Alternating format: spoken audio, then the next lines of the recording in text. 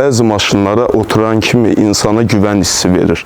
Başa düşürsən ki, maşını düzəltməmişdən əvvəl insanlar 100 illik bir texnoloji yol keçiblər. Amma başqa məsələ var da, necə də olmasa keçən əsrin maşınıdır. Zaman dəyişir, şərait dəyişir. 20 il əvvəl respublikada maksimal sürət həddi 80 idi, bugün 120-dir. Sabah ola bilər limitsiz olsun. Və təhlükəsizlik bu maşınların nə yerdədir?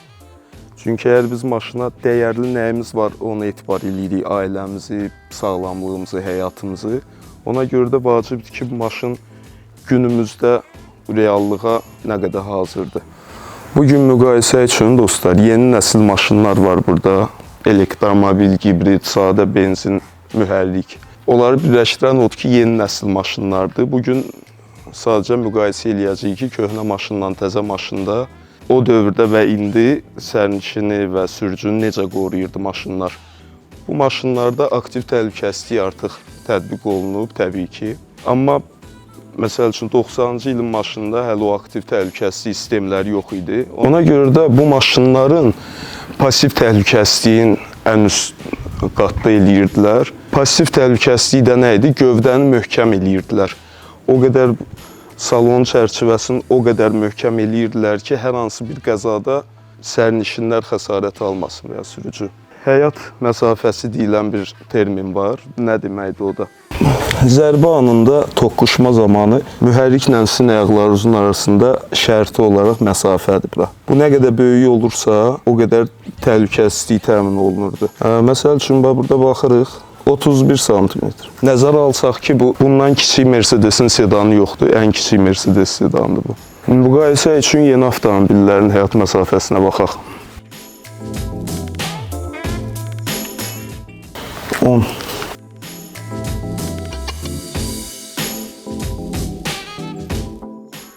10.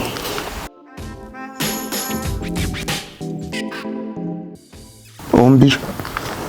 Dostlar, bu o demək deyil, bu maşınlar pis maşındır, zəif maşındır, ümumiyyətlə pis maşının bu həyatda nə işi var? Məsələ ondadır ki, aktiv təhlükəsizlikdə artıq gövdəni o qədər sərt eləməyə ehtiyac yoxdur. Çünki təhlükəsizlik sistemləri var, yastıqlar var, küllü miqdarda və s. Bəzən müqayisə edirlər təzə maşınlar, köhnə maşınlar, dəmirin nazikliyi. Var belə bir şey, amma ona görə yox ki, dəmirə ekonom eləyiblər. Sadəcə indiki artıq şəraitdə əksinə metalı daha yumşaq eləyirlər ki, insan vuranda maşın onda sınıq-sınıq eləməsin də, zərbə yüngülləşsin, maşın daha çox əzilsin, nəinki insan. Çünki artıq ehtiyac yoxdur beton kimi korpus düzəldməyə. Maşında küllü miqdarda təhlükəsizlik, aktiv təhlükəsizlik sistemi var, yastıqlar var. Problem yoxdur bunda. Bəli, köhnə maşınlar daş kimi idi. Metalı daha ağırdı, daha keyfiyyət, daha möhkəmdir, qalındı. Onun da səbəbi o idi ki, aktiv təhlükəsizlik yox idi. Bu gövdə insanı zərbə anında qorumalı idi.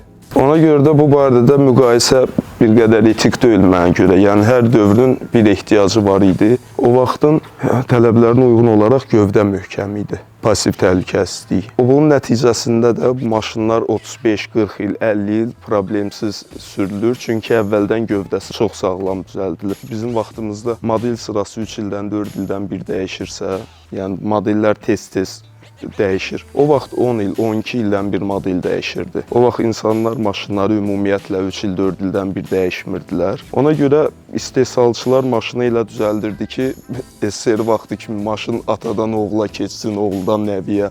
Ona görə də uzun ömürlüyün sirri də budur, bunun gövdəsinin.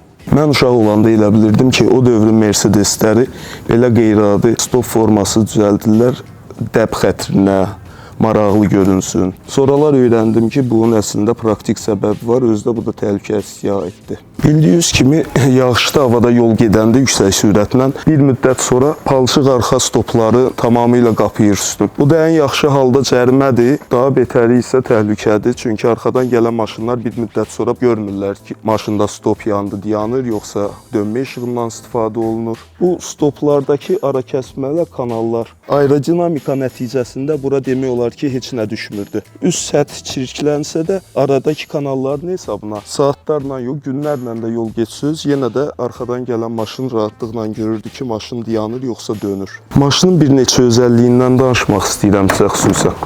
Bu Ən son Mercedesdir ki, 93-cü ilə kimi buraxıldığına görə ən son hesab olunur ki, baqaj xətti bu qədər hündürdür. Bundan həmən sonra bu formadan imtina eləyəcəklər. Ondan sonraki modellərdə dörd gözlə məsələ, ümumiyyətlə stopun bir hissəsi baqajla bir yerdə qalxır. Bu baqaj xəttinin aşağı düşməyi də bizə nə verir? Birincisi, baqajın yük yeri böyüyür, ağzı belə deyək də, daha qabarit yük yerləşdirmək olur. İkincisi də, bu hündür olanda ağır nəyisə qoymaq çətin olur. Yəni ona görə maşınlarda indi bampirdəndir baqaj xətti ki, dizə kimi qaldırdın, yükləyəsən. Bunlarda isə yükü çox yuxarı qaldırmalısan. Onu da bəzən insanların gücü çatmırdı. Yarıya kimi qaldırıb aşağı salanda stopları zədəliyirdilər.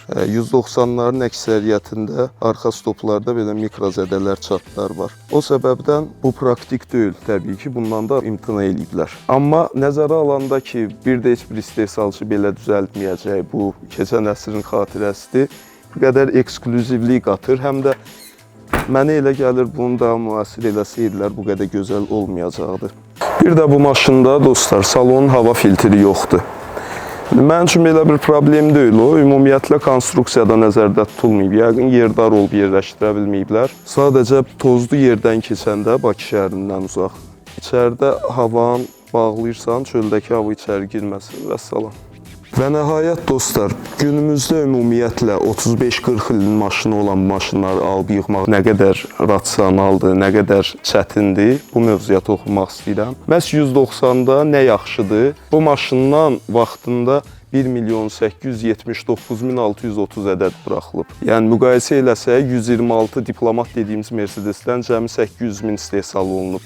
Bu təbiidir, S-klassın bazarı daha kiçikdir, nəinki ekonom. Amma bu da o üstünlüyü verir ki, nəzərə alsaq ki, bu maşınların yalnız bir gövdəsi var, yəni bunların kupesi və yaxud kabrioleti və yaxud longu olmur. Deməli, bu az qala 1.900.000 maşının hamısının bir-birinə detalları gedir. Bunun da əgər siz bizim Mercedes Ölxana seriyasına baxmışsa, ucu bucağı olmayan bir hanqardır, yəni orada belə maşından ikisini yığıb çıxmaq olar. Ona görə də məndən soruşsunuz, bəli, əlbəttə ki, alıb yığmağa dəyər. Nəzərə alsaq ki, bu maşınlar yaxşı vəziyyətdə çox az qalıb. Mən uzun illərdir bunun elan saytlarından monitor eləyirəm qiymətlərin. Mən sizə deyə bilərəm ki, yaxşı 190'lar üçün zaman dayandı və geriyə sayım getdi. Artıq bu maşınlar yavaş-yavaş qiyməti qalxır. Məsələn, 5 il əvvəl mən maşını daha ucuz alardım, nəinki bugün və bu belə də davam eləyəcək. Nəzərə alsaq da ki, sağ-salamat 190 həqiqətən az qalıb. Əksəriyyətin artıq belə deyək də müqəvvası qalıb gipsakardondan. O maşınlar o prinsiplə sürülür ki, daha son nəfəsini harda verdi, orada da o maşını düşüb tərk edib getmək. Çünki onların əksəriyyətinin islahatı yeri qalmayıb. Ona görə də yaxşı maşınların qiyməti arta-arta gedəcək. Ehtiyat hissəsini də tapmaq əldə realdır. Buna görə də mənə elə gəlir ki, gözəl fikirdir.